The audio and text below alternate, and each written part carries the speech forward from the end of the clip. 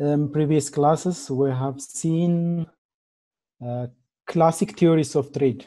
Classic theories of trade in Ricardian trade theory and Heckscher-Ohlin theory.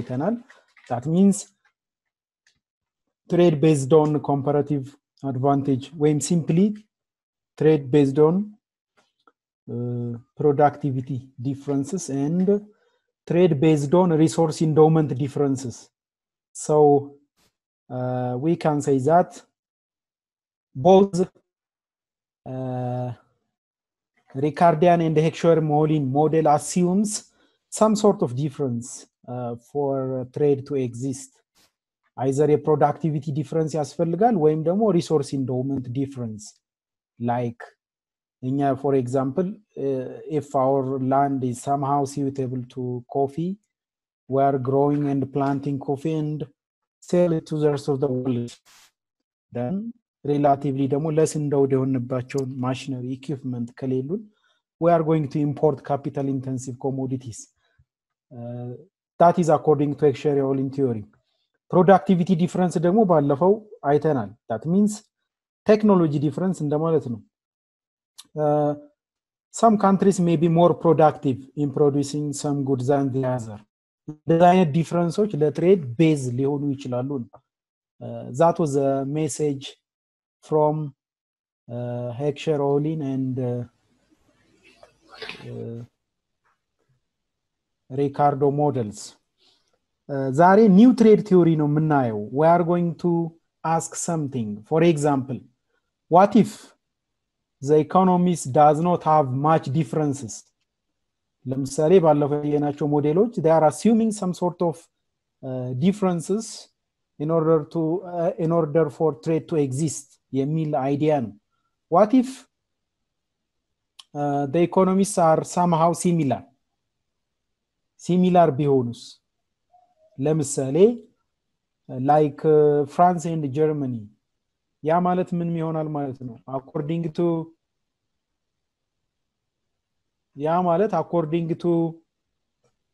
Heckscher-Ohlin or Ricardo trade model, trade couldn't exist እንደማለት ነው. But this is not the reality. We know very similar countries are trading. We know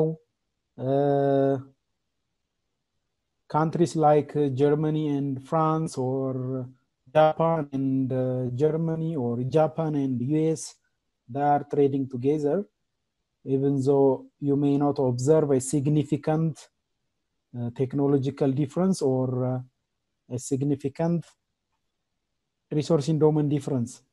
ስለዚህ አዲሱ ኤቪደንስ ሰጀስት የሚያደርገው እንደዚህ አይነት ካንትሪዎች ትሬድ እያደረጉ ነው. therefore we cannot depend on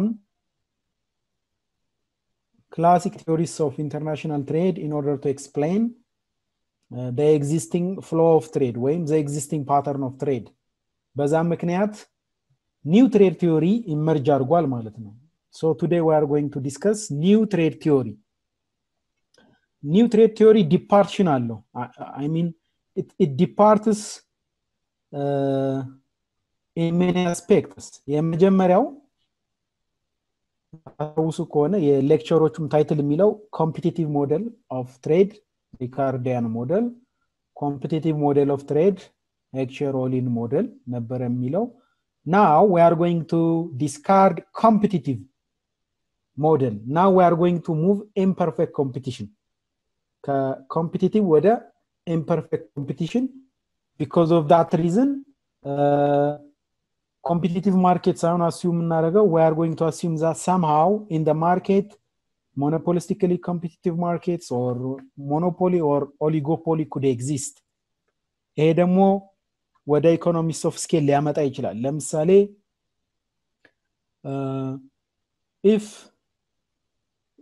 if economies are producing at large scale, we may have some sort of economies of scale advantage. Then this by itself creates some sort of imperfect competition. Then the entire market assumption is going to change. So ምንድነው የምናደርገው ዛሬ?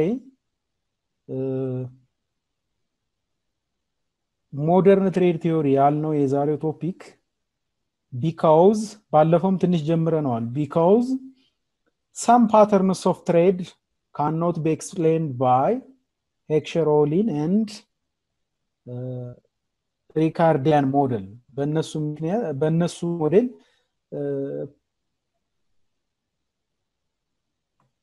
estimate ማን ነው ትሬድ ፓተርኑን አንደርስታንድ ማድረግ ስለማንችል now we are trying to understand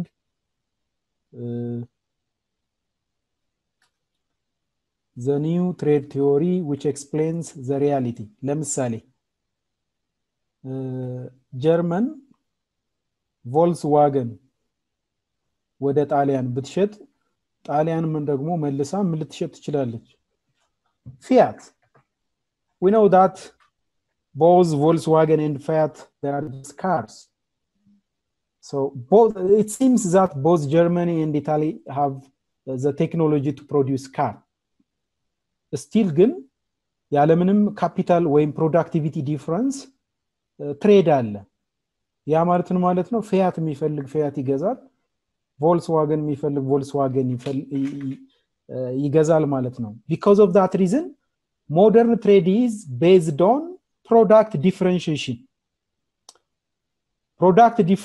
አለ ማለት ደግሞ this means that the assumption of perfect competitive is not holding anymore because if your product is somehow differentiated you will have some sort of power over the price so the competition is going to be imperfect plus since you are going to specialize in your own product there is a high chance to have some sort of economies of scale because of international trade ካለ you are not going to produce Volkswagen just for Germany instead you are going to produce it for the whole world then large scale production ይኖራል economies of scale advantage ይኖራል ማለት ነው ስለዚህ new trade theory ማለት trade based on product differentiation because of product differentiation the market is in perfect competition because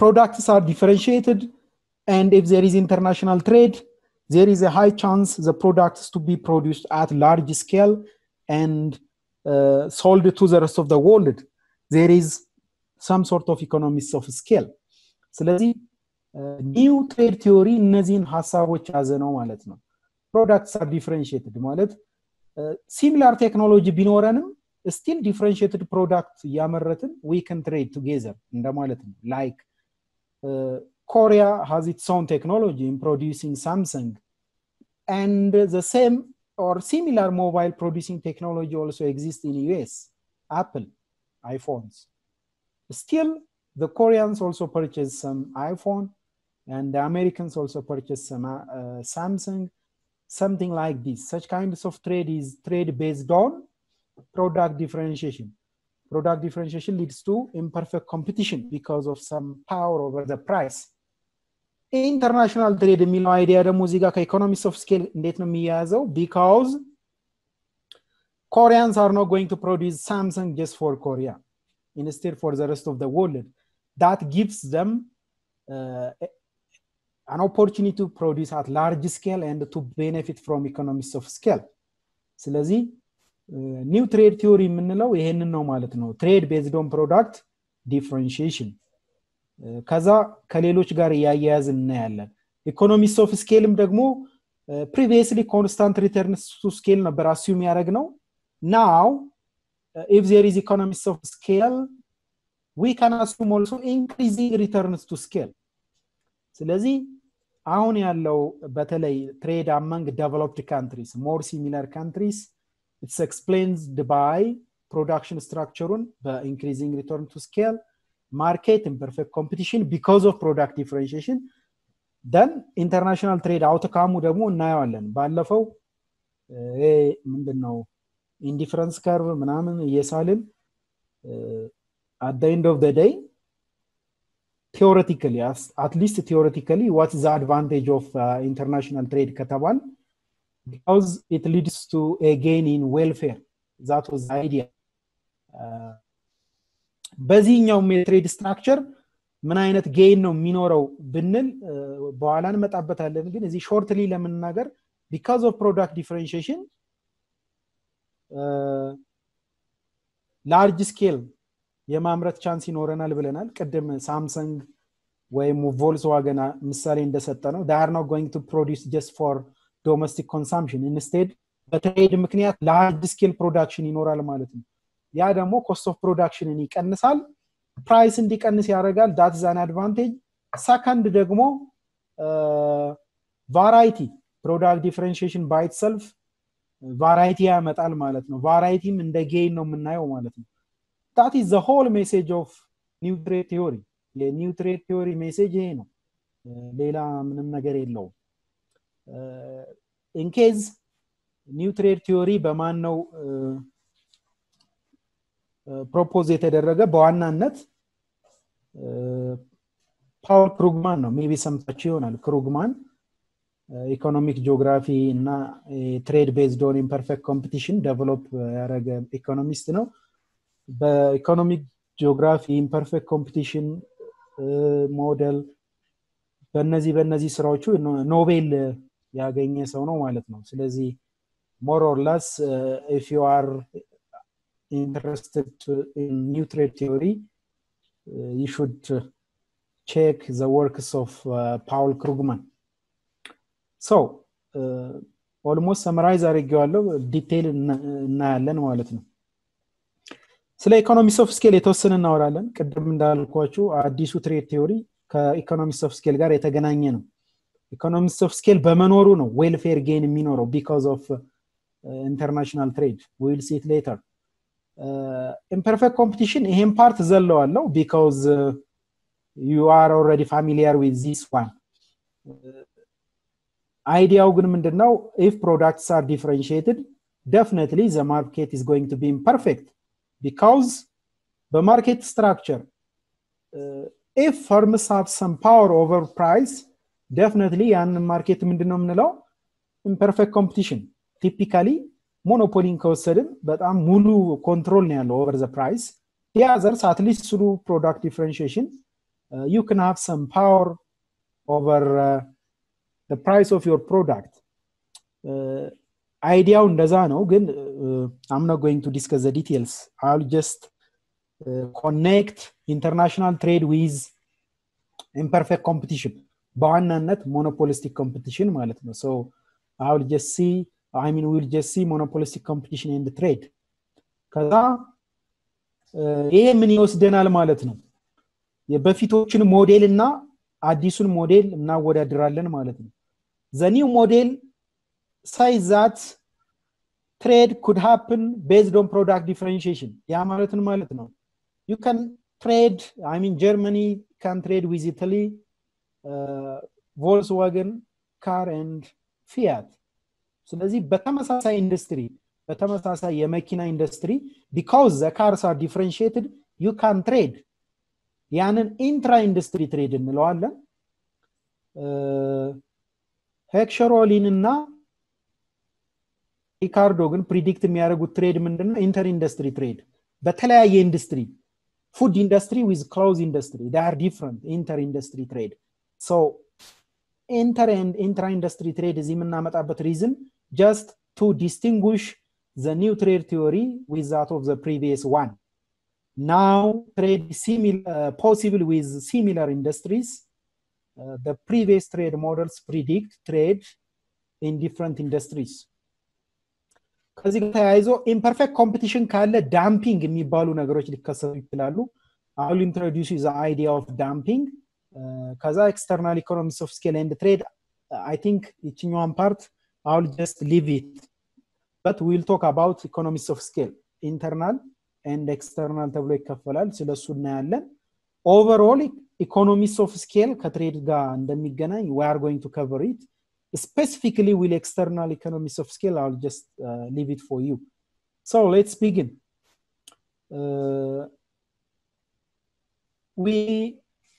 I have already said that Ricardian as well as Heckscher's model assumes perfect competitive markets and in terms of production constant return to scale አሁን የምናስበው ደግሞ we are going to assume imperfect competitive market structure because በነገራችን ላይ በኤቪደንስ ነው ከኤቪደንስ ነው ይሄ ነገር ኒው ትሬድ ቲዮሪ ኢመርጅ አደረገው 1960ዎቹ ጀምሮ ንግድ ሄክሾርሊን ሞዴል ፕሪዲክት በሚያደርገው ሳይሆን በተመሳሳይ ኢንዱስትሪ ከፍ እያለ ሄደ ይሄ ነገር ኦብዘርቭድ የሆነ ሲመጣ ከዛ በኋላ ነው ትሬድ ቤዝድ ኦን ፕሮዳክት ዲፈረንሺዬሽን the products are similar but differentiated a differentiation ካለ ደግሞ obviously we are not going to call the market perfect competitive because of international trade differentiated product ደግሞ የሚያመርቱ producers increasing return to scale advantage አላቸው ማለት ነው so we are departing from the assumption of perfect competitive market structure and constant return to scale to increasing return to scale and imperfect competition ያው increasing return to scale ታውቁታላችሁ I mean input double ብናደርግ if the output is growing more than double this is increasing return to scale ማለት ነው ያ ማለት ፕሮዳክሽንን ባሰፋነው ቁጥር we will have an advantage because the output grows more than the input grows ማለት ነው ብዙ ጊዜ ያው the more we produce if we are able to reduce cost of production ይሄንም efficiency እንለዋለን typically large firms will gain from such advantage will connect these things to trade because of that reason increasing returns to scale ካለ ወይም imperfect competition ካለ normal profit ከሚለው assumptionም obviously depart እናደርጋለን instead firms could have some monopoly profits as the firms could be large and able to reduce cost of production በተለይ ይሄንን ከትሬድ ጋር በኋላ እናገናኛለን ምክንያቱም ትሬድ if there is international trade our production is not going to be remain for domestic sale instead it's going to be exported the large market base ይኖራል ማለት ነው ያ ደግሞ it allows large volume of production which you will be able to produce at a lower cost of production ይሄ economies of scale advantage እንለዋለን this kinds of large production leads to economies of scale and ultimately this economies of scale is connected to increasing return to scale ማለት ነው ይሄ አይነት feature አለው ማለት ነው if economies of scale exist so we are just moving from the previous constant return to scale assumptions and perfect competitive market assumptions ሪያሊቲውንም ደግሞ ቀደም እንዳልኩት ነው ተመሳሳይ ቴክኖሎጂ ኖሮን ተቀራራቢ ቴክኖሎጂ ያላቸው ፕሮዳክት መሻሻጥ እንችላለን ላይክ ቀደም እንዳልኩት አንድ ብራንድ መኪና በሌላ ብራንድ መኪና if you go to Germany you won't see just only BMW or Volkswagen you can also see Fiat Toyota or Ford from the US so የዚህ ንግድ መሰረቱ እንደ ሪካርዶ ቴክኖሎጂ ዲፈረንስ ነው አንለው ወይም እንደ ሄክሾሮሊን ፕሮዳክት ዲፈረንሺዬሽን አማን ነው ሪሶርስ ኢንዶመንት ዲፈረንስ አንለው instead this is just trade based on product differentiation and if we connect product differentiation with international trade somehow by large volume of production የምናገኘው economies of scale አለ ማለት ነው which leads to an increasing return to scale in general economies of scale በሁለት ይከፈላል external and internal internal የምንለው ለፈርም ስፔሲፊክ ነው specific to firm only internal economies of scale is achieved when the size of the firm is growing ያደግን በሄድን ቁጥር cost of production መቀነስ ስንችል we call it internal economies of scale so this is somehow linked with the size of the firm external economies of scale የምንለው ደግሞ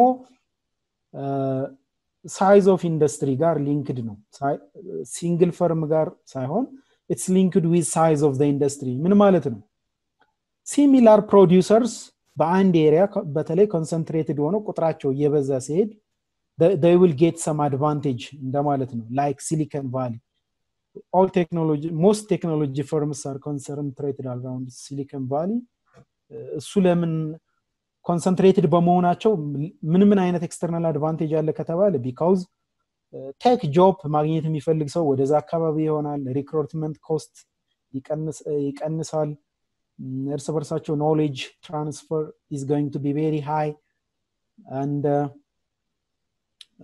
አንደኛው ለሌላው የሚፈልገው ደግሞ input supply you can get it easily such kinds of advantage which ultimately reduce the cost of production because of coming together is external economies of scale.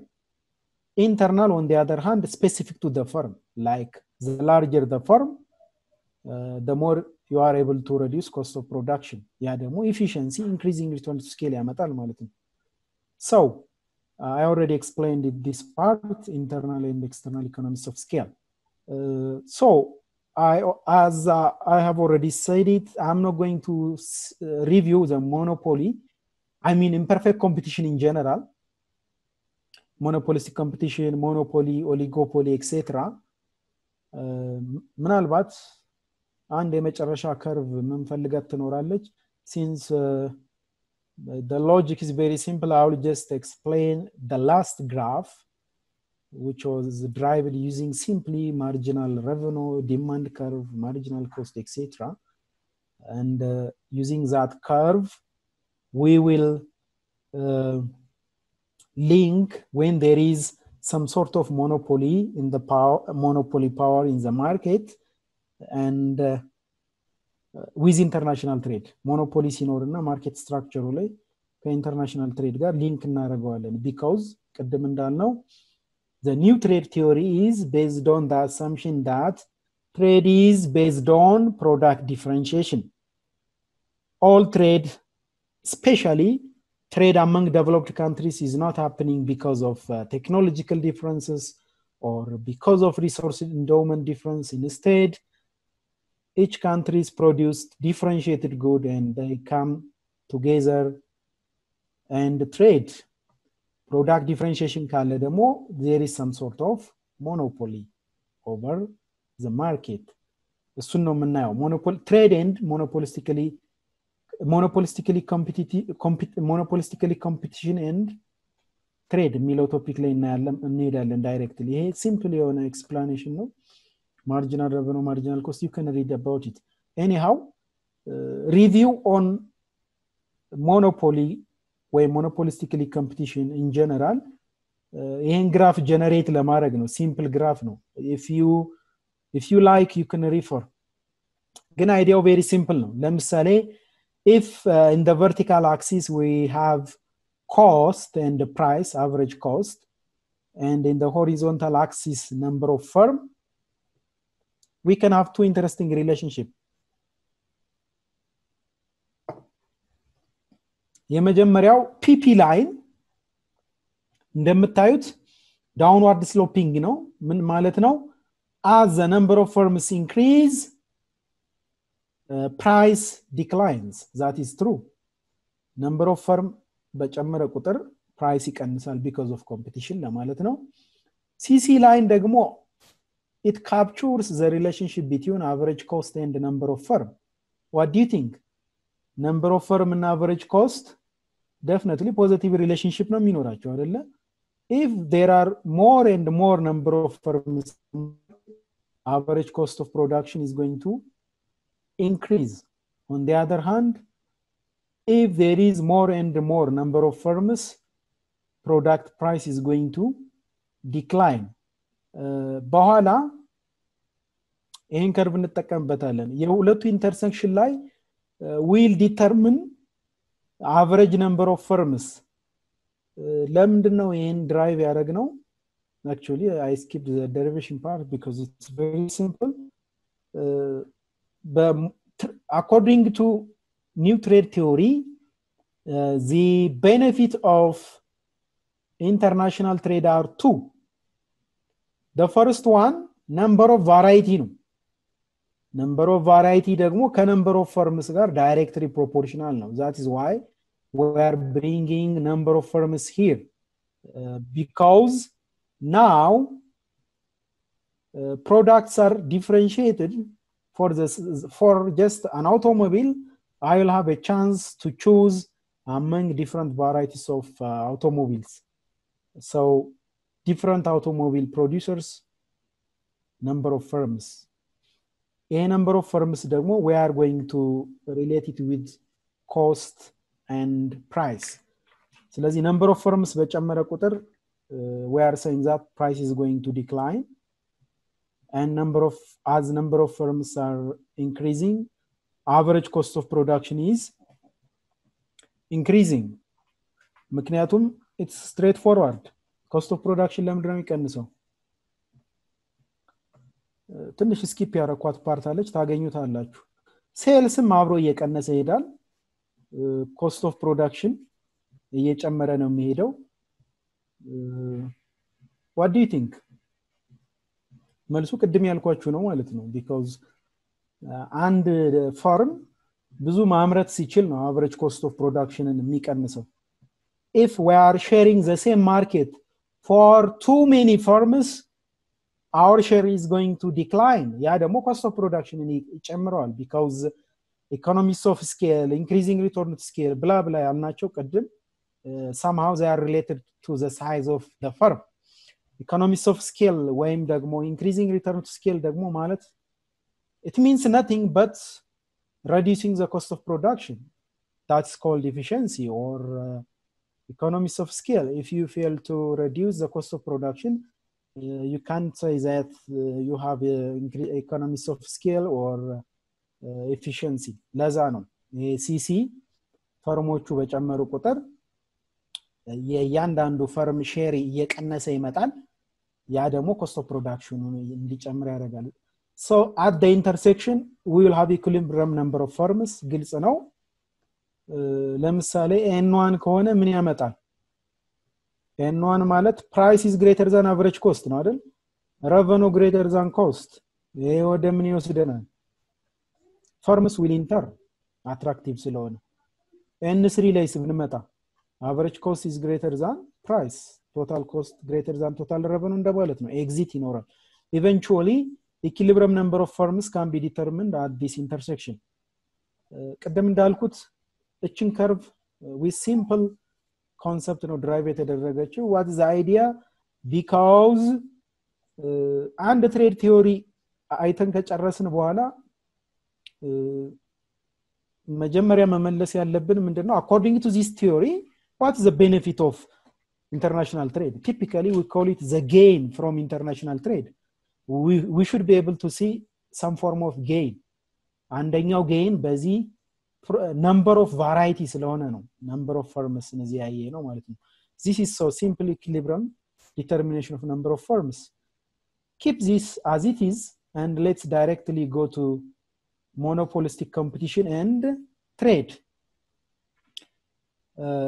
ይሄ ኢኩዌሽን ከቀደሙ ማን ነው ስኪፕ ካረኳቸው ፓርት የመጣ ነው። they are just simple cost revenue functions, so don't worry about it. So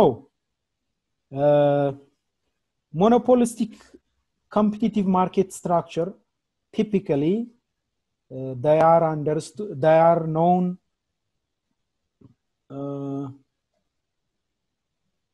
they are characterized by product differentiation እንደምታውቁት. so new trade theory based on product differentiation ነው ብለናል። if there is product differentiation, the market is going to be called monopolistic competition. Monopolistic competition, we are going to call it monopolistic competition. So how international trade is happening according to product differentiation already ቅድም እንዳልኩት ነው። like Germany trading with Italy for different for the same for an automobile but the brand is different, something like that. Apple and iPhone and Samsung, etc., something like that. So let's see how international trade leads to gain.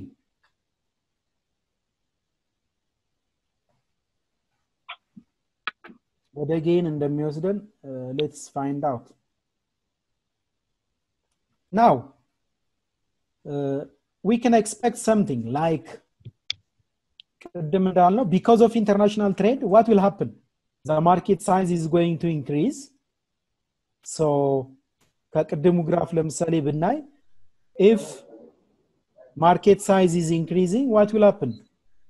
The sales are increasing, cost of production could decline. Keep this one fact. And if there is international trade, differentiated products are going to come. Because of that reason, the variety of the goods are going to increase. So the very first message is going to be that the welfare gain is going to be that number of items or the varieties are going to increase. One, market size ደግሞ ከዶሜስቲክ ወደ ኢንተርናሽናል ከሄድን cost of production is going to decline. Because of that reason, the firms will be able to sell at lower price. ለምሳሌ ይሄንን በምን ማየት እንችላለን? Like trade between Italy and Germany. Actually, እነሱ ጋር ምንድነው restriction, የtrade restriction ባይኖርም just still you can trade among the firms. Italy, it has Fiat, Germany, let's say BMW. First, if we are assuming there is no international trade, እስከዛሬ autarky የምንለው condition, I mean your position before international trade, ግን international trade ቢኖር ምንድነው የምንጠብቀው? international trade ቢኖር ምን እንጠብቃለን? BMW ጀርመን ብቻ ሳይሆን ጣሊያንም ይሸጣል። ፊያት ጣሊያንም ብቻ ሳይሆን ጀርመንም ይሸጣል። ማርኬት ሳይዙ ይጨምራል ማለት ነው። ስለዚህ አሁን ኢንተርናሽናል ትሬድ አለ ማለት ጀርመን ላይ ሁለት አይነት መኪና ሊኖር ነው ማለት ነው። ፊያት ኤንድ BMW ሲምፕሊ ነው አስዩም ያደረግን ያለነው። በኋላ እንመጣበታለን። በሰፋ ላሉ የፈርም ቁጥር ነው የምንወስደው በኋላ ኢንተርናሽናል ትሬድ ሲመጣ በኮምፒቲሽን ምክንያት የሚወጡ ፈርሞች ይኖራሉ። So I'll come to that point later, but for the time being we are assuming to Italy and Germany without international trade they are producing their own brand. Then international trade አለ ካል the countries now will have two brands of car. ያንን an increase in variety in the welfare gain ነው የምንቆጥረው. The first gain from international trade according to new trade theory. This new trade theory is called monopolistic competition. Lemon still they are cars but differentiated. ስለዚህ similar በሆነ product trade ስላለን but differentiated, we call the market monopolistic competition. The first gain is going to be the variety. ሁለተኛውስ? Now the Italians as well as the Germans, they are not going to produce only for themselves but also for the other partner. በዚህ ምክንያት ሰፋር ጋር ያመርታሉ ማለት ነው። cost of productionን መቀነስ ይችላሉ ማለት ነው። cost of production ከቀነሰ ደግሞ for consumers price is going to decline as well. This is the gain from trade in the same industry. ስለዚህ ቤዚክ ሜሴጁ ይሄ ነው ማለት ነው። በኋላ እንመጣበታለን። አሁን አንዳንድ ኢንዱስትሪ ብቻ ነው ያሰብነው። የጣሊያኑ ጀርመን የጀርመኑ ጣሊያን ሲሄድ ገበያውን ሼር ማድረግ ነው እንጂ የተለየ ነገር ላይመጣ ይችላል ሊባል ይችላል። ግን ነምበር ኦፍ ፈርሞቹን ሰፋ ካራግነው ቲፒካሊ ምንድነው የሚሆነው? ለምሳሌ ጣሊያን 4 መኪና ፈርም ቢኖር ጀርመን 3 ቢኖር ትሬድ ሲጀመር most likely አንድ ወይም ሁለት ፈርሞቹ ኮላፕስ ያደርጋሉ because of competition. የቀሩት ግን monopolistically ይቀጥላሉ፣ ጌናቸውም ከፍ ይላል። They will be able to sell more, they can reduce price, and of course ካለ ትሬድ ከነበረው አንፃር ቫራይቲው ይጨምራል። This is going to be called gain from trade according to new trade theory. So በቀደም ግራፍ ኮንቴክስት ካየ ነው ምንድነው happen የሚያደርገው? This is what will happen graphically. ለምሳሌ equilibrium 1 without trade ነው ብለን ብናስብ now because of trade number of firms ይጨምራል ማለት ነው because of that reason price ይወርዳል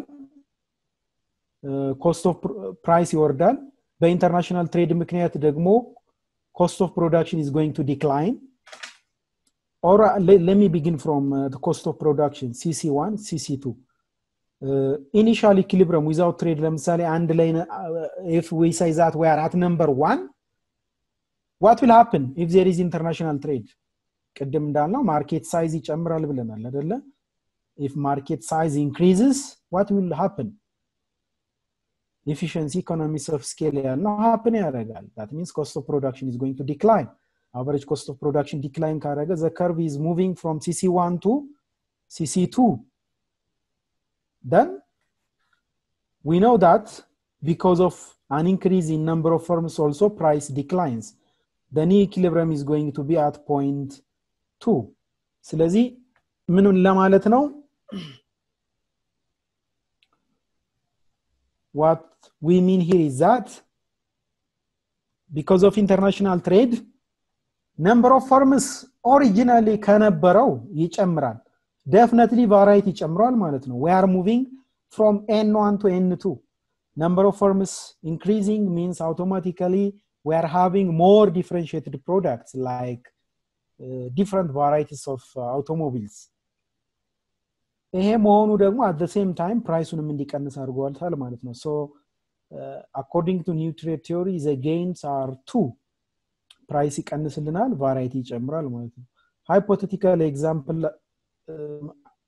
መውሰድ እንችላለን ለምሳሌ number of firm domestic market before trade 6 ቢሆን number of firms foreign market ላይ 8 ቢሆን now trade ከመጣ በኋላ hypothetical ነው ይሄ example ዝም ብለው just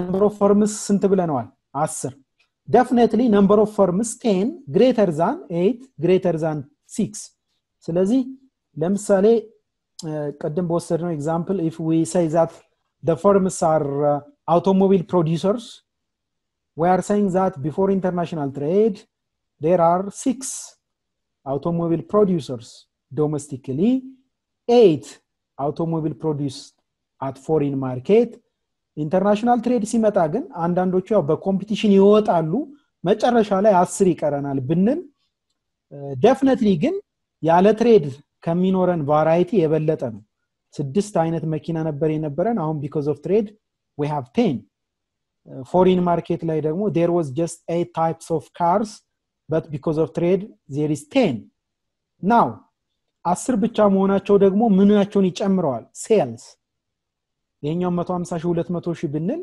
እያንዳንዳቸው ወደ 250 ሺህ ከፍ ብሏል this is hypothetical example ለምን because some of the firms because of competition they will be driven out and the remaining firms will have large share in the market they will be able to sell more ብዙ አምርተው ብዙ መሸጥ ይችላሉ ማለት ነው እንደዛ ካረጉ ደግሞ their average cost also going to decline on average 10000 እና 8000 ከሆነ 8750 now we are assuming for example 8000 this means that after trade average cost is able to decline average cost ከቀነሰ ደግሞ definitely we can also reduce the price of the goods መጨረሻ ላይ 8000 ሊኖረን ይችላል ማለት ነው so በፊት የነበረውን 2.5 ሚሊዮን ሴልስ 900 ሺህ እና 1.6 አሁን ለ14 ፈርም ሳይሆን 6 እና 8 ለ10 ይከፋፈላሉ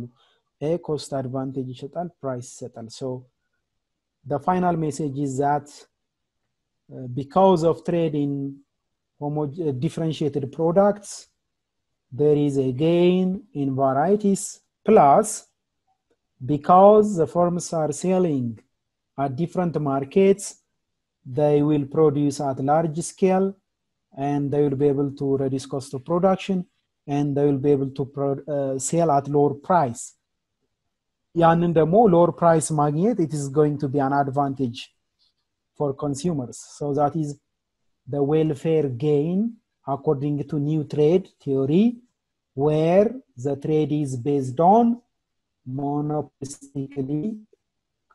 monopolistic competition. ስለዚህ basic message ይሄ ነው. But in relation to this, we can talk a lot of concepts, inter-industry, intra-industry, blah blah. ጥያቄ ካላችሁ ጥያቄ አለኝ ዶክተር። all right. አሁን ባልነው ኬዝ በሰንጠረጇ ላይ የዶሜስቲክ ላይ የሚመረቱት እንትኖች ኮስታቸው ከጨመረ ኢንተርናሽናል ማርኬት ላይ ስንገባ ደግሞ ኮስታቸው የሚቀንስ ከሆነ አሁን በዚህ ሴናሪዮ አገር ውስጥ ከፍተኛ ዋጋ ይኖራቸዋል ማለት ነው ወይም ኢንተርናሽናሊ ሲሸጡ ደግሞ ዝቅተኛ ዋጋ ሊኖራቸው የሚችልበት ሁኔታዎች ሊያጋጥም ይችላል? እስኪ ድገምልኝ። ሶሪ ዶሜስቲካሊ መጀመሪያ አሁን ፊርሞ የሚያመርቱት ያው የማርኬት ሊሚቴሽን ስለሚኖራቸው ኮስታቸው ይጨምራል ብዙ ስለማያመርቱ ዜን ፕራይሳቸውም ተያይዞ ይጨምራል ማለት ነው። ወደ ኢንተርናሽናል ማርኬት ሲገቡ ደግሞ ቮሊዩም ኦፍ የነምበር ኦፍ ማርኬት ስለሚጨምርላቸው ብዙ ቮሊዩም ስለሚያመርቱ ኢንተርናሽናል ማርኬት ፕራይሳቸው ይቀንሳል። ይሄ ማለት ኢንተርናሽናሊ የሚሸጡት የፕሮዳክታቸው ዋጋ ሎካል ከሚሸጡት ባነሰ የሚሆንበት ሴናሪዮ አለ ማለት ነው። ነው አሁን ምን መሰለህ በዚህ ሴናሪዮ ያየነው ከዚህ በፊትም ደጋግሜ እንዳልኳችሁ ቲዮሪ በመናይበት ሰዓት እነዚህ ታሪፍ ትራንስፖርት ኮስት ምናምን እነሱን ዲስሪጋርድ አድርገን ነው። ስለዚህ we are assuming that if the firm is producing at some cost of production domestically internationally በዛ ፕራይስ ይሸጣሉ የሚል ሲምፕሊስቲክ አሳምፕሽን ነው። ግን ሎካል ዶሜስቲክ ምናምን ከዛ በኋላ ወደ ሪያሊስቲክ ኮንቴክስት ስንመጣ የትራንስፖርት or የታሪፍ ምናምን ዲፈረንሶች ይኖራሉ። now ከዚህ በፊት እንዳልኳችሁ ደጋግሜ we are at the theory stage, we are disregarding this tariffs or trade restrictions. እዚህ አሁን free trade, no transportation cost ምናምን actually እንደ ባለፉት ክላሶች አሳምፕሽኖችን አልጻፍኳቸውም ግን that's the idea. ግን ከዛ ይልቅ መውሰድ ያለባችሁ ሜሴጅ somehow 6 እና 8 የነበረው ፎርም ቶታሊ 14 መሆን ይችሉ ነበር አይደለ? but we are saying 10 ያ ማለት ነው the most efficient will remain. በዛ ምክንያት ነው ሴልሳቸው የሚጨምረው 6 and 8 normally it should have been 14, right? But if there is international trade because of competition, some firms will be forced to be out of the market. በዛ ምክንያት እንትን ይላል። ይሄ ደግሞ ሪያሊስቲክ ነው። so እነሱን ዲስሪጋርድ እናርግና ሜሴጁን ነው ሰደው ቴዎሬቲካል ሜሴጅ I hope it's clear. ይሄ ዝም ብሎ ሃይፖቴቲክ ነው። ለምሳሌ ሃይፖቴቲካል ነው ምን ማለት ነው? ለምሳሌ why we are making እዚህ ጋር 10000 እዚህ ጋር 8750 ለምን አደረግነው? we are just making some numbers. ሌላ እንትን for some reason እዚህ ዶሜስቲክ ያለው የመኪና ቫራይቲ ኮስቱ ከፍ ያለ ነው for some reason. foreign ላይ ደግሞ ወረደ for some reason, just for illustration purpose, that's all. ግልጽ ነው አይደል? if there are other questions, otherwise እዚህ ጋር packed የሆኑትን ነገሮች a little bit ሰፋ አድርገን ለማየት እንሞክራለን። ከዛ ከኮምፒቲቲቭ ሞዴል ጋር የተያዘ ኢምፖርታንት ቶፒክ ሬዝ እናደርጋለን።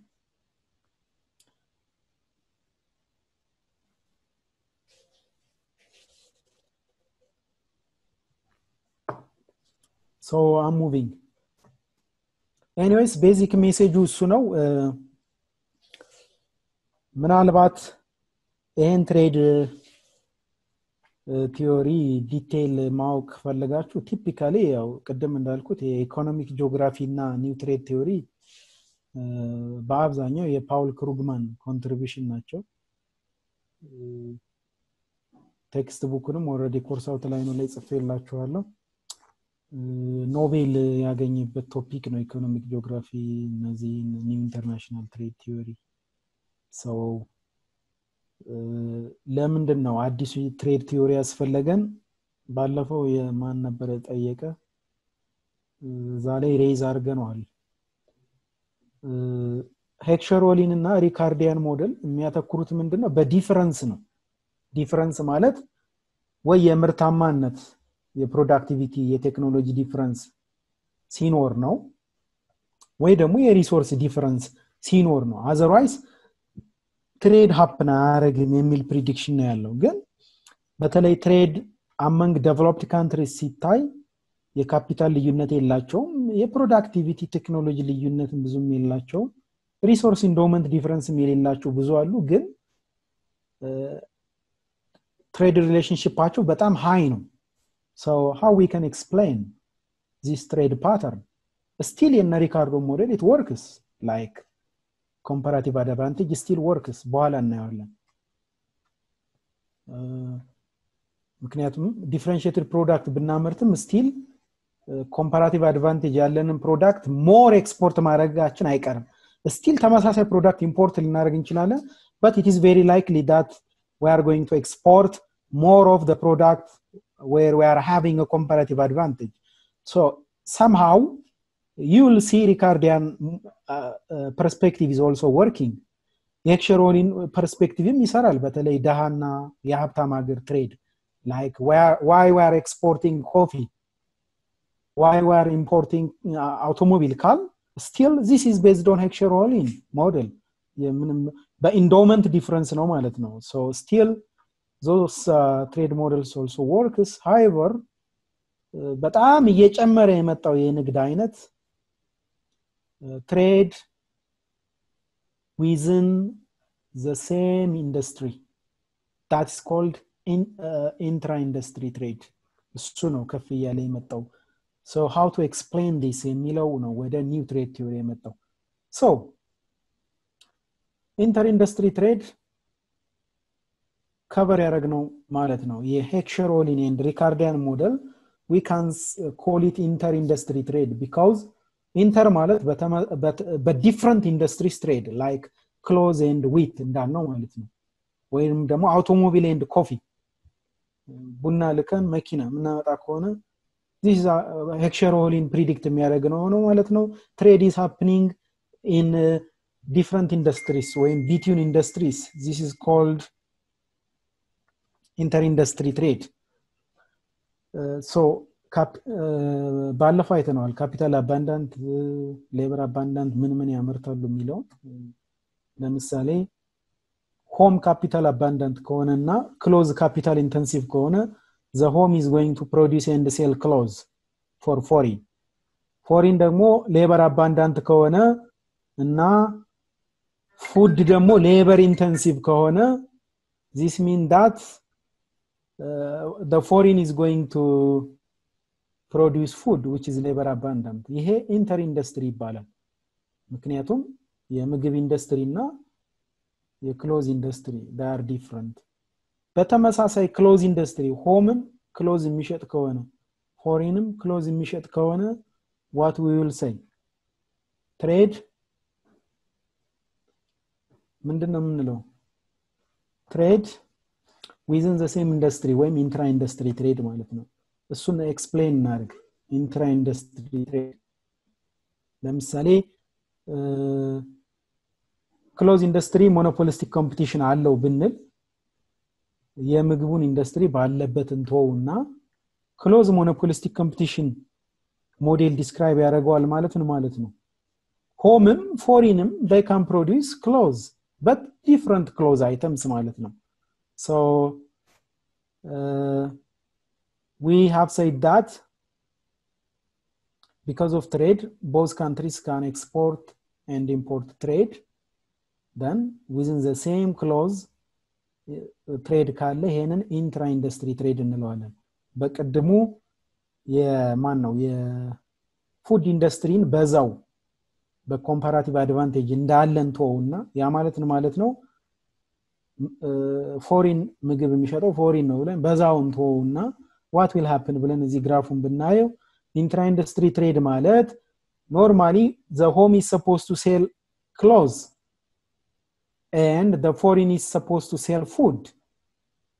We are keeping food as it is to be determined by comparative advantage if we assume that there is a monopolistic competition in clothes ምን ማለት ነው clothes መልሶ the foreign country is also selling clothes መልሶ መሸጥ የሚችል ከሆነ we call it intra industry trade. Clothes is being sold by the foreign industry. የምግቡ ባለው የሚቀጥል ከሆነ inter industry trade እንለዋለን. Food, clothes, inter industry, different industries. But clothes ላይ አንዱ ሻጭ ሌላውም ተቀባይ መልሶ the same thing reciprocal happen የሚያደርግ ከሆነ we call it intra industry trade. So that is the difference. በዚህ አጋጣሚ just to mention the difference between the previous models typically were considering Heckscher-Ohlin model and the new trade theory. The previous models are based on trade based on different industries. Now it can happen within the same industry. That is the thing. ምናልባት ከዚህ ጋር ተያይዞ ምን መጠየቅ ትችላላችሁ still home capital abundant ቢሆንስ ብላችሁ ብትጠይቁ መልሱ ምንድነው የሚሆነው well exportም importም ያረጋል because the clothes industry is differentiated differentiated product ስለሆኑ ከዚህ ሀገር የሚመጣውን የክሎዝ አይተም የሚፈልግ ሰው ሊኖር ይችላል መብቱ ነው መግዛት ግን most likely ምን expect እናደርጋለን if there is a comparative advantage in clothes industry most likely the home country is going to export more clothes and import less clothes ስለዚህ somehow or to some extent we can also bring the idea of comparative advantage into the picture into the picture of new trade theory still with a new trade theory picture ማምጣት እንችላለን ማለት ነው so to summarize the difference between the two in general gain from the inter-industry trade reflect comparative advantage በተለያየ ምግብ food and clothes ያልነው gain from intra-industry trade different brands of automobiles ያልነው reflect economies of scale and wider consumer choice already in proof arganal actually number 2 was showing the welfare gain of new trade theory a new trade theory basis ምንድነው የሚለው ማሳየት ነው ስለዚህ መርሳት የሌለባችሁ in trade theory discussion የመጀመሪያው መመለስ ያለበት ጥያቄ what is the basis for trade ትሬድን ምንን መሰረት አድርጎ happen ያደርጋል ነው the theories are picking different basis for trade productivity difference resource endowment difference product differentiation that's what we have said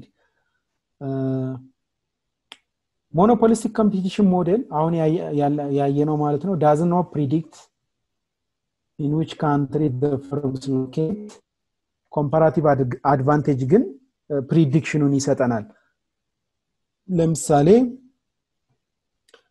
when resource endowment ካሰብን close if we say that close is capital intensive then the capital intensive industry is likely to locate in the capital abundant country እዚህኛው ላይ ግን እንደዛ አይነት የሎኬሽን ኢንዲኬሽን የለም because አንደኛ ይሄ ትሬድ ቲፒካሊ ባለፈውም የተወሰነ አንስተናል ሲሚላር በሆኑ ሀገራት happen የሚያደርግ ነው at least ወይ በሆነ ኢንደስትሪ ኦቨርኦልም ሲሚላር በሆኑ ሀገራት ጀርመን ፈረንሳይ ልንል እንችላለን ወይም ደግሞ at least በሆነ ኢንደስትሪ ሲሚላር መሆን አለባቸው ስለዚህ ፋርሙ የትኛው ጋር ነው ሎኬት የሚያደርገው የሚለውን ክሊር መልስ አይኖረንም ለምን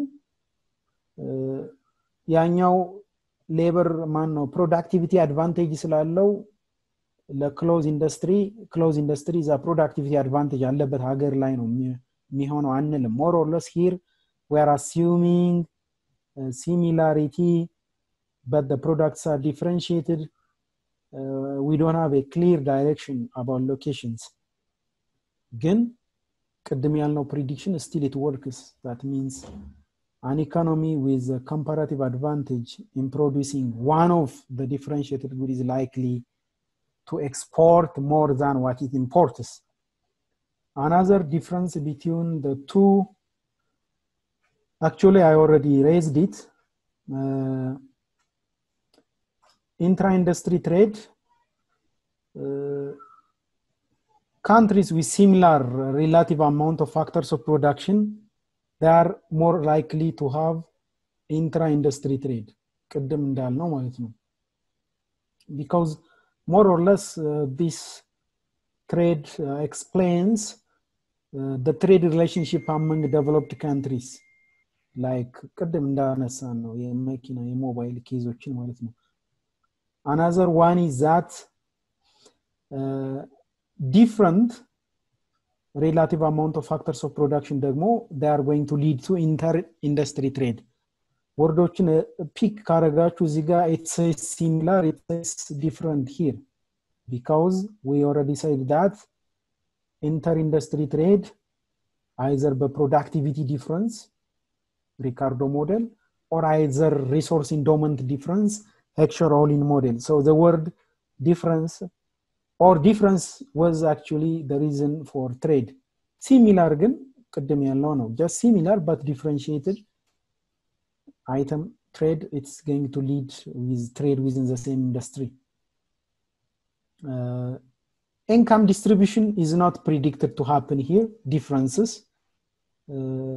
ምን ማለት ነው በሄክሸር-ኦሊን ሞዴል አስበናል income distribution implication እና Dutch disease አይተናል አይደለ Dutch disease endowment ቢጨምር ያንን ሪሶርስ ኢንተንሲቭሊ የሚጠቀም ፕሮዳክት most likely በብዛት ይመረትና ያኛው ደግሞ ሌሎች ሴክተሮች ኢግኖር ይደረጋሉ ልክ እንደ ኦይል ኬዝ አይተናል ኢንካም ዲስትሪቢዩሽን ደግሞ ፕራይስ ቢጨምር ብለን ድራይቭ አድርገናል ባለፈው የየትኛው ኢንካም ነው የሚጨምረው ላይክ ካፒታል ኢንተንሲቭ ላይ ለሚሰሩት ወይስ ሌበር ኢንተንሲቭ ካፒታል ኢንተንሲቭ ፕሮዳክት የሚጨምር ከሆነ እዛ አካባቢ ያለው ሴክተር ዌጅ ከፍ ይላል እንደዛ አይነት ኢንካም ዲስትሪቢዩሽን ኢፌክቶች ከሄክሸር-ኦሊን ሞዴል አይተናል there is no a clear income distribution prediction in this model ስለዚህ firm where the firms are located what will happen to income distribution are not predicted so typically we won't have a problem in this aspect እንደማለት ነው and of course if we consider trade among developed countries in differentiated products most likely Toyota እና ወይም አሜሪካ ፎርድ የሚያመርቱ ዌጅ ሬታቸው that much different ነው of course in practice ማለት ይከብዳል so አንድ ፖይንት እነዚህ ናቸው ምናልባት የአሜሪካ ዳታ አለ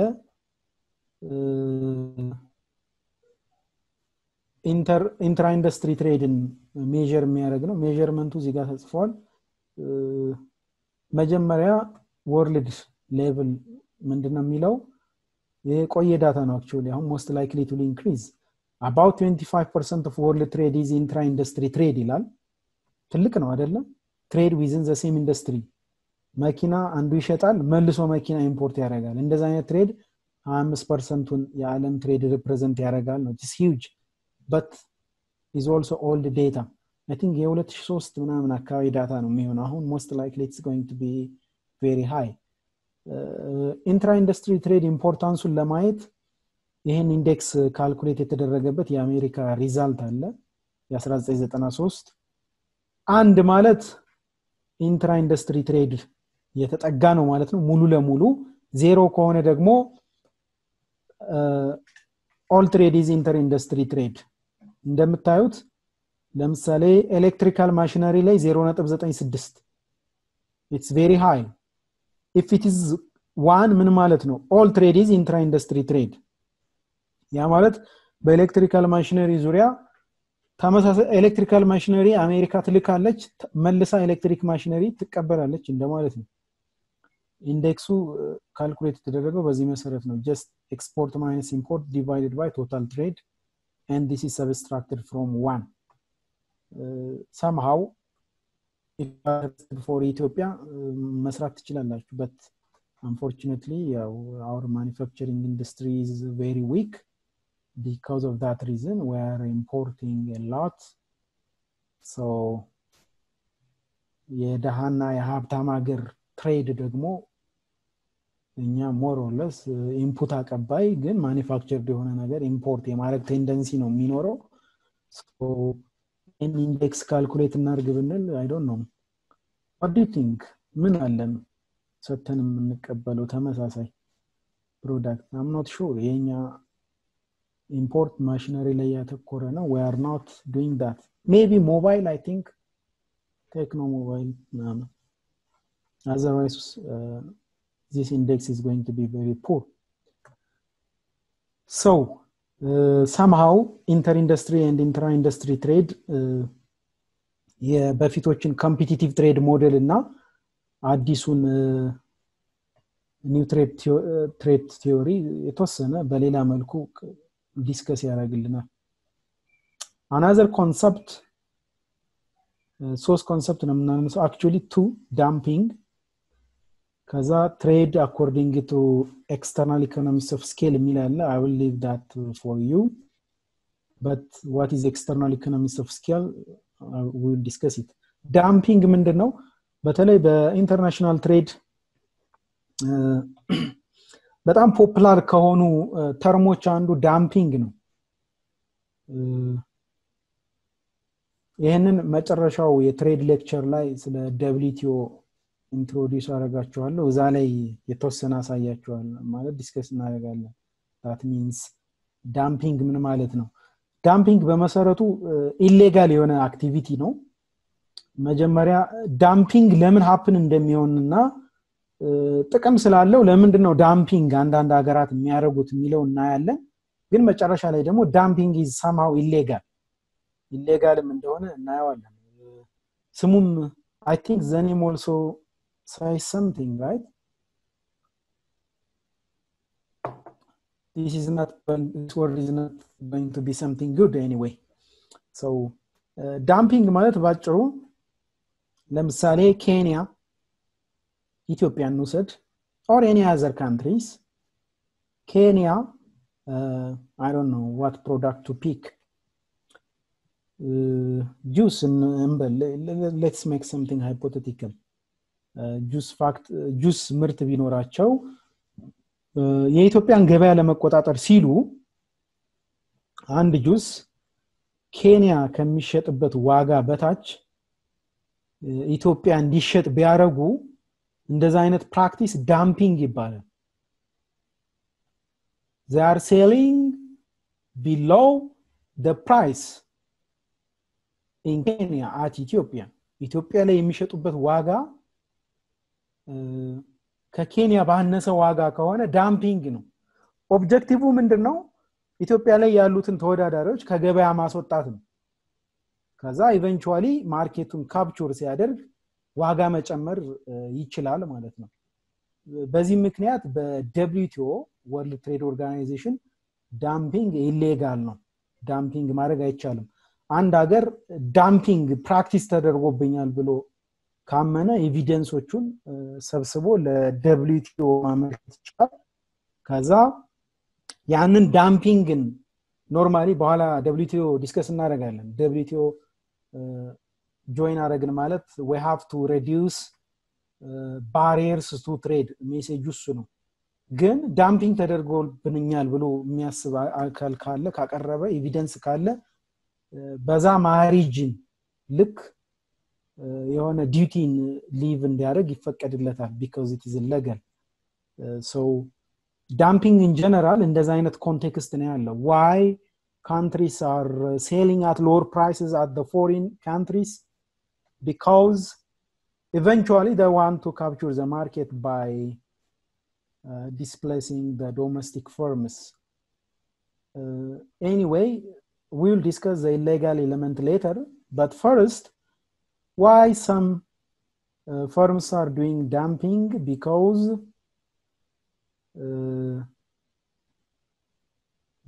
ለምንድን ነው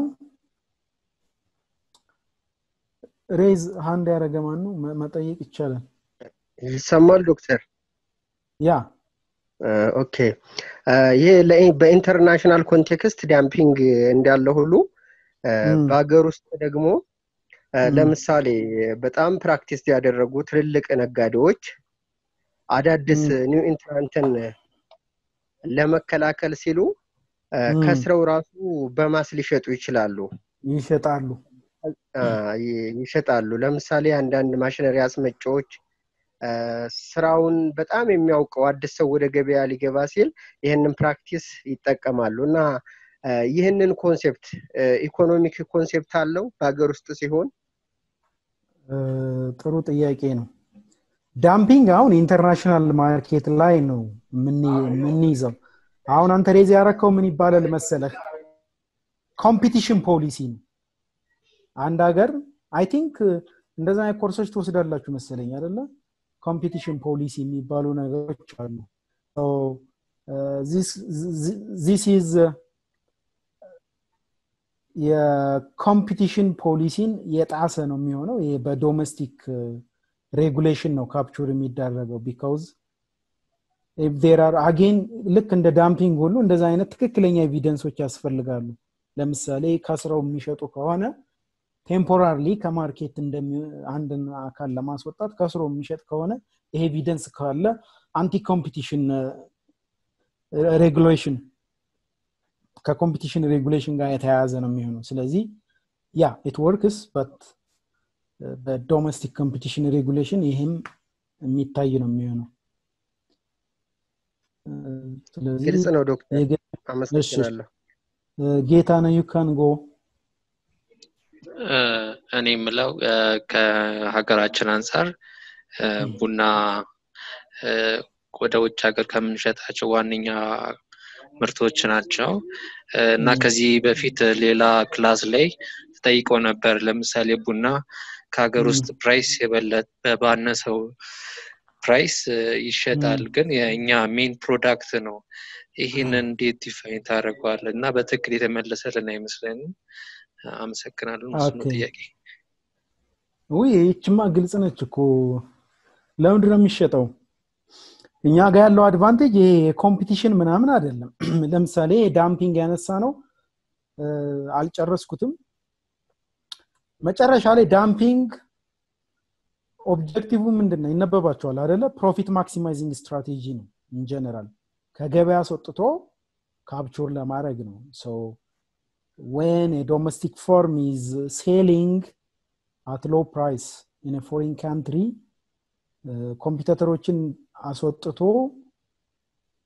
እንትን መሸጥ ነው በኋላ ፕሮፊት ማክሲማይዝ ለማድረግ የሚደረግ ፕራክቲስ ነው የኛ ኬዝ ግን በጣም ኤሌመንታሪ የሆነ አይዲያ ነው ኤሌመንታሪ አይዲያ ማለት እኛ ሀገር ውስጥ ባለው የኢንዱስትሪ ችግር ሀገር ውስጥ ባለው የፎሬን ከረንሲ ፕሮብለም በአጠቃላይ የሀገር ውስጥ ያለው በፕራይቬት ሴክተር ችግር ምክንያት የፎሬን ከረንሲ እጥረቶች ስላሉ ዶላሩን ማግኘት በራሱ ሞር አድቫንቴጅ ስላለው because ዶላር ካገኙ በኋላ የተለያዩ ሸቀጣሸቀጦች ይዘው መምጣት ስለሚችሉ እሱን ካልኩሌት የማድረግ ነው ያንን ዶላር ይዤ መጥቼ ኢምፖርት አድርጌ እዚህ ሲሸጥ ምን ያህል አተርፋለሁ ስለዚህ I don't care for the price of the coffee አውርዶም ሁሉ ከዚህ ዲል ሲያረጉ የሚነጋገሩትን ሰዎች የወረደ ኦፈርም እስከመስጠት የደረሰው በዛ ምክንያት ነው እንጂ ምንም ሌላ የኮምፒቲሽን ሪዝን የለውም ምን እስከማቀው ድረስ ይሄ ደግሞ ፎር ሹር ማቀው ነገር ነው so deep rooted የሆነ problem ነው the problem is just related to the management of the private sector የፎሬን ከረንሲ ፕሮብለም እንደምታውቁት በጣም ትንሽ አክሰስ ሲኖር ሬሽኒንግ ነው የሚፈጠረው ሬሽኒንግ ማለት you can't get something even at the ongoing price. National bank or commercial bank የሆነ የዶላር ኤክስቼንጅ ፐብሊሽ ያደርጋሉ, but you can't get a dollar at the ongoing exchange rate. so በዛ ፐብሊሽ በተደረገው ሬት ብርን ወይ ምንም ቀይሮ አለማግኘት ሬሽኒንግ ይባላል ማለት ነው። እጥረት አለ። ስለዚህ ሌሎች ኢሌጋል መንገዶችን ፎሎ ያደርጋሉ። it is fine because in Ethiopia ኢምፖርት ለምናደርጋቸው ነገሮች በሙሉ we can charge anything as much as we can. ዶላሩን በብላክም በምንም ካገኘው የሚያመጣው ኮሞዲቲ ላይ ቆልሎም ስለሚሸጠው they don't mind. ስለዚህ it's not related to competition at all. እኔ ማቀው እንደዛ ነው. so that's what I have. ግልጽ ነው maybe? thank you ግልጽ ነው። ያልሆነ ልካለ you can ask me. ግን ማቀው እንደዛ ነው። ግን broadly አስበው, just link it with the whole entire state-led economy versus private sector. የፕራይቬት ሴክተሩ መዳከም፣ ዶላር አክሰስ አለመኖር፣ ሬሽኒንግ blah blah. so ሰፊ ትንተና ይጠይቃል. as you know macro economics እናንተ obviously economics ተማሪ ናችሁ. ማሰብ ያለባችሁ እንዴት ነው አገር ማክሮ ኢኮኖሚ ችግሯን በምን ማወቅ ይቻላል? ወሳኝ በሆኑ ኢንዲኬተሮች ማወቅ ትችላላችሁ። ኢንፍሌሽን፣ ከዛስ አንኤምፕሎይመንት። ኢንፍሌሽን አንኤምፕሎይመንት ለምሳሌ በቀጥታ ይሄ ኢንተርናል ኢኮኖሚ ላይ የምናገኘው ነው። ኤክስተርናል ሴክተርም ደግሞ የመንግስት ኤክስተርናል ዴብት፣ በርግጥ ዶሜስቲክ ዴብትም ይኖራል። ይሄ ባላንስ ኦፍ ፔመንት ፕሮብለም ወይም ኤክስቼንጅ ሬት ፍላክቹዌት ማድረግ actually የኛ ፊክስድ ነው። በእነዚህ ነገሮች ማክሮ ኢኮኖሚክ ፕሮብለም ማወቅ ትችላላችሁ። but these are indicators, the story is behind those indicators. ስለዚህ አንድ ኢንዲኬተር ነው፣ ስቶሪው ግን the whole thing እንዳልኩት ነው። it goes to private sector economic policies, is state led versus private sector blah blah.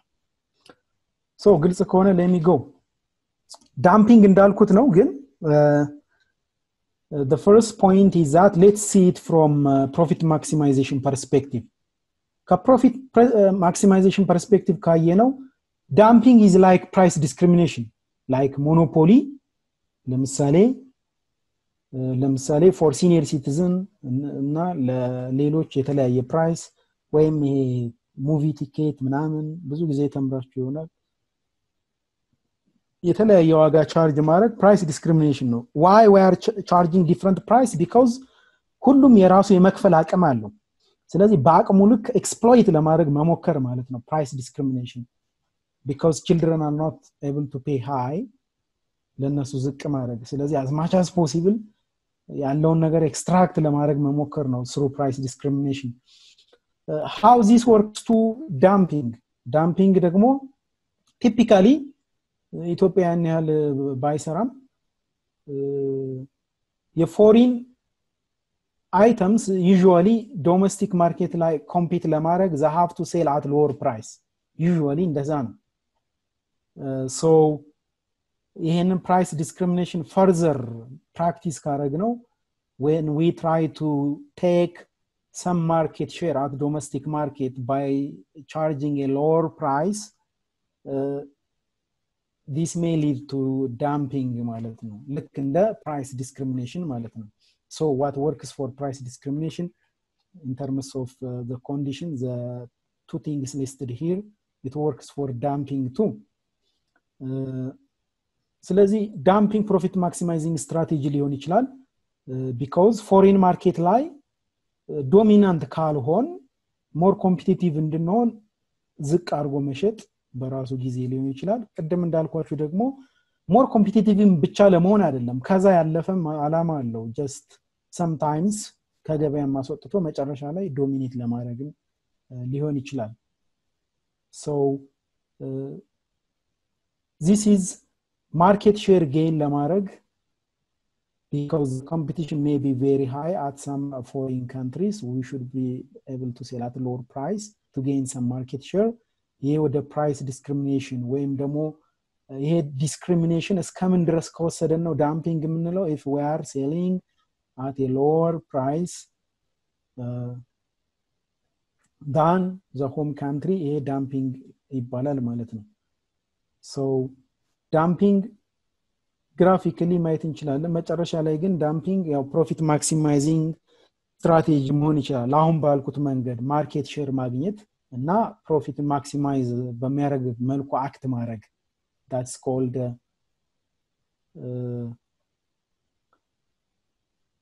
dumping. then graphically እንዴት happen አረገ dumping እንዴት ነው happen የሚያደርገው እናያለን።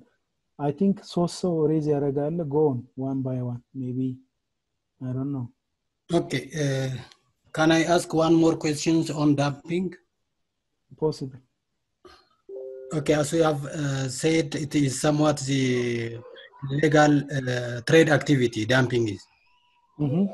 If we see it positively in terms of the impact of the dumping on the society welfare, how we can see it?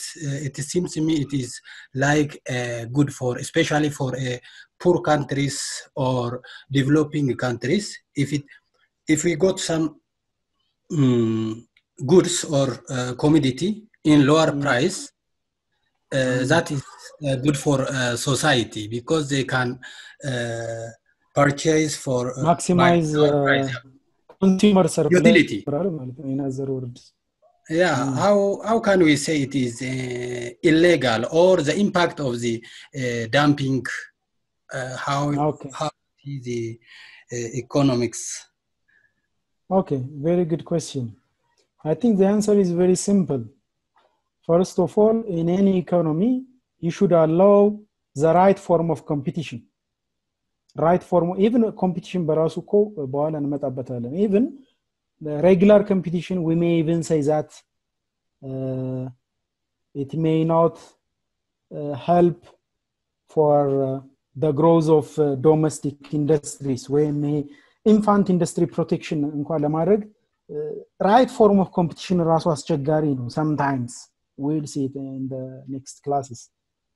However, even the formal የሆነ competition ራሱ ከዛ በታች የሚሄድ አካሄድ ካለ this is not a competition, this is something else ማለት ነው።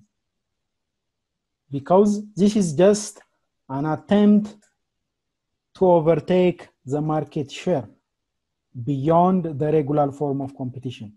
ይሄ አንደኛው ነው ከኮምፒቲሽን ፖሊሲ አንፃር ማለት ነው። because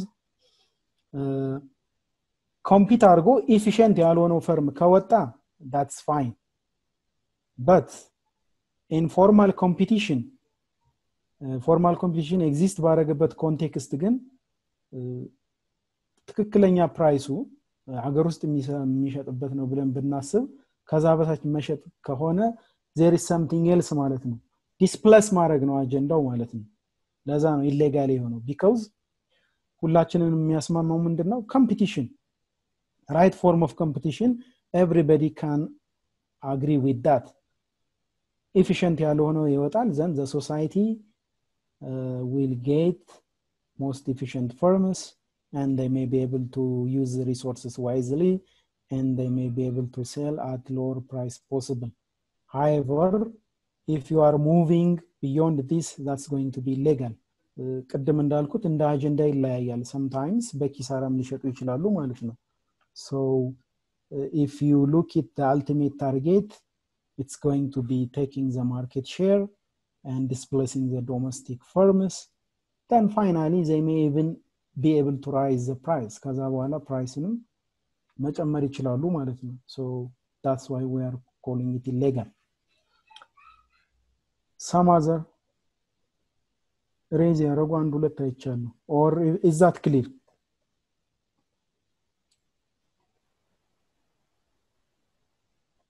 አነጋገር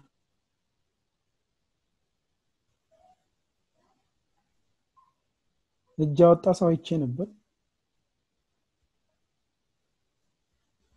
okay, ከሌለ let me show you this graph how dump works የሚለው በዚህ graph explanation ማንበብ ትችላላችሁ። ምንድነው assume ያደረገው let's assume that the firm is monopoly at home market then this is a demand curve domestic DDO DOM ማለት domestic demand curve marginal cost ያው the same ነው marginal cost now foreign ላይ we are assuming that at foreign market it's facing some perfect competitive market ምክንያቱም ተወዳዳሪ ያለ ብለናል አይደለ ሌላ ውጭ ሀገር ሄዶ ሲሸጥ ኮምፒቲሽን አለ እንበልና ዲማንዱን ሆሪዞንታል ብናስበው ዘን ሆሪዞንታል ከሆነ ማርጂናል revenue ከዲማንድ ከርቭ ዘሴም ይሆናል then it can able to produce and sell until the price is P foreign ኳንቲቲውን እንዴት ነው የምናውቀው when marginal revenue is equals to marginal cost at this point እስከዚህ ድረስ አውትፑት ማምረት ይችላል ማለት ነው then ይሄ አውትፑት it's going to be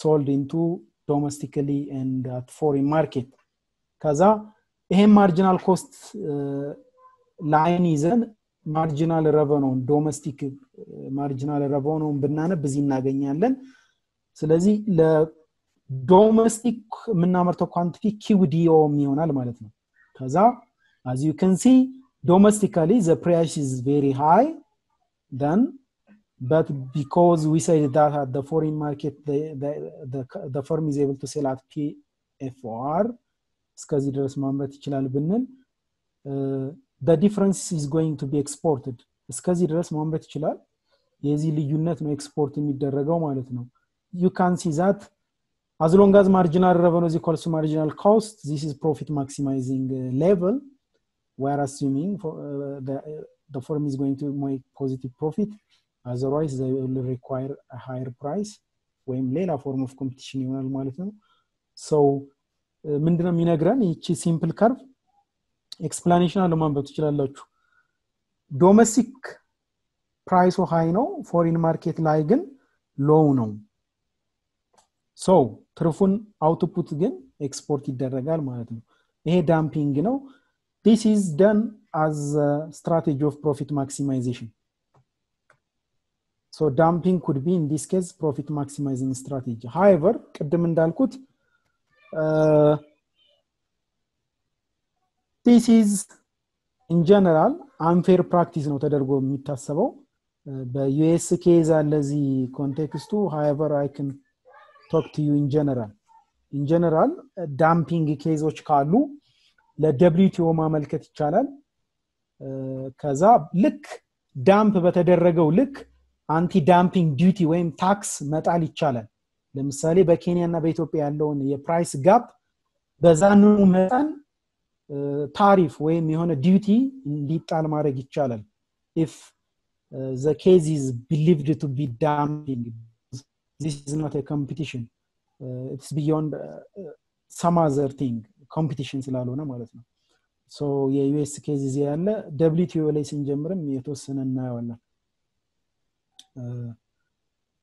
external economies of scale and trade የሚላለ as I already said it ይሄንን ለእናንተ ትቻለሁ more or less the same እንትን ነው ያው just however in general whether the economies of scale is internal or external both leads to efficiency the reducing cost of production and if there is international trade in that context price could be lower varieties are going to increase and there will be trade gain million አይተናል so you can see the remaining part by yourself እንደ አሳይመንት ተወላችኋለሁ external economies of scale በምን ነው የሚመጣው ቅድም እንዳልኳችሁ ነው like when you say external economies of scale this is not firm specific but this is coming from the industry typically California Silicon Valley is the example ነው ለምንድነው ተመሳሳይ ኢንዱስትሪዎች አንድ ኤሪያ መምጣታቸው external economies of scale ይፈጥራል ማለት ነው what are these for example specialized equipment ወይም service በአንድ አካባቢ መኖሩ it's an advantage therefore እነዛ specialized equipment or service አስፈላጊም ከሆኑ coming together in the same specific area to create such an advantage will lead to external economies of scale like Silicon Valley ለምንድነው concentrated የሆኑት ብንል ተመሳሳይ ቦታ ተመሳሳይ ኢንዱስትሪዎች መኖራቸው easily available እና cheap የሆነ ማቴሪያሎችን አክሰስ ለማድረግ ይጠቅማል ማለት ነው second labor forceን በቀላሉ ፑል ማድረግ ይቻላል like if you are software engineer most likely you should locate around Los Angeles or close to Silicon Valley so that both you and the firms will be able to recruit at lower cost knowledge spillover ተመሳሳይ ኢንዱስትሪዎች ደግሞ the same area ካሉ one አንድ ቦታ ላይ ያለው ዕውቀት ወደ ሌላው ትራንስፈር ይሆናል ማለት ነው this is external economies of scale actually we already talked about it in general as economies of scale be internal or external ስለዚህ summarize ለማድረግ competitive model will lead to economies of scale advantage monopolistic competition this economies of scale could be internal or external that leads to increasing return to scale which can lower production cost and reduce also the price being producing differentiated good by itself is also increase the varieties available for consumers that is also counted as a gain so new trade theory በጣም ባጭሩ ይመስላል that's it for today if you have questions okay go on David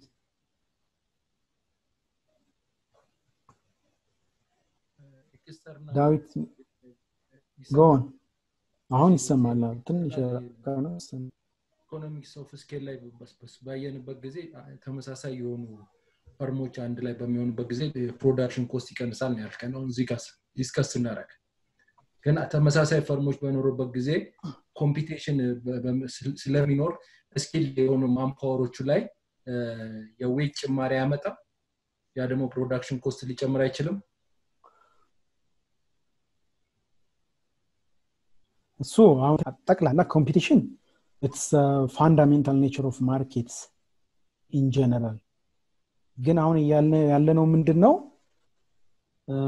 ኢንዱስትሪዎች ግን ሰብሰብ ብለው በአንድ ቦታ መሆናቸው እንደ በሎኬሽን ኮንቴክስት ማለት ነው አድቫንቴጅ አለው ነው ለምሳሌ ቻይና ከሄድ የቶይ ኢንዱስትሪ አንድ ቦታ ነው የፈርኒቸር ኢንዱስትሪ አንድ ቦታ ነው ምናምን የተለያየ ቦታም ቢሆን ኮምፒቲሽን አጠቃላይ ኮምፒቲሽኑ እንዳለ ነው የሚሆነው that's just the fundamental nature of the markets but ሰብሰብ ማለታቸው ግን የኢንዱስትሪውን ያጠቃላይውን ኮስት ኦፍ ፕሮዳክሽን እንዲቀንሰው ያደርጋል እርስ በርስ መማማራቸው ፈርኒቸር ኢንዱስትሪ ሰብሰብ ማለቱ ላይክ ቴክኖሎጂ ሽግግር በቀላሉ ሃፕን ያደርጋል ስለዚህ የፈርኒቸር ኮስት ኦፍ ፕሮዳክሽን ኦቨርኦል ማለት ነው እየቀነሰ ይሄዳል የመማማር አድቫንቴጅ ስላለው ይሄ ኖሌጅ ስፒል ኦቨር ያልነው ሁለተኛው ሌበር ፈርኒቸር የምትችል ከሆነ የት አካባቢ መኖር እንዳለበት አንተም ታውቃለህ እነሱም ከዛው ከተማ ፈርኒቸር ሲቲ ከሆነው ነው የሚቀጥሩት ማለት ነው የሆነ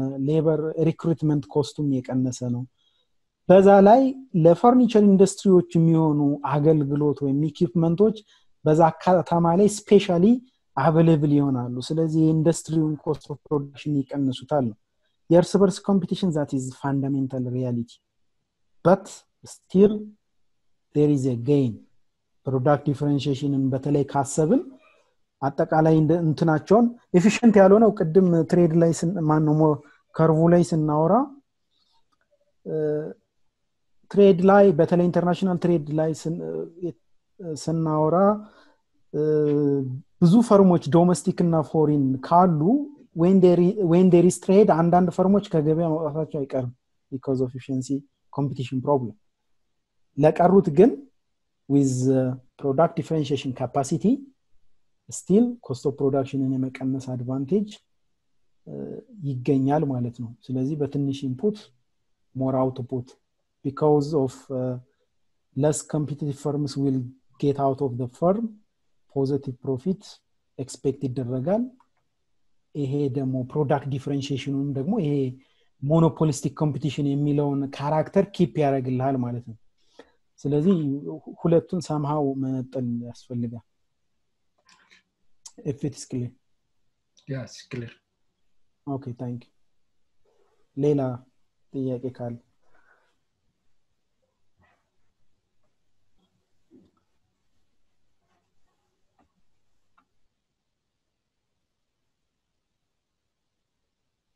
okay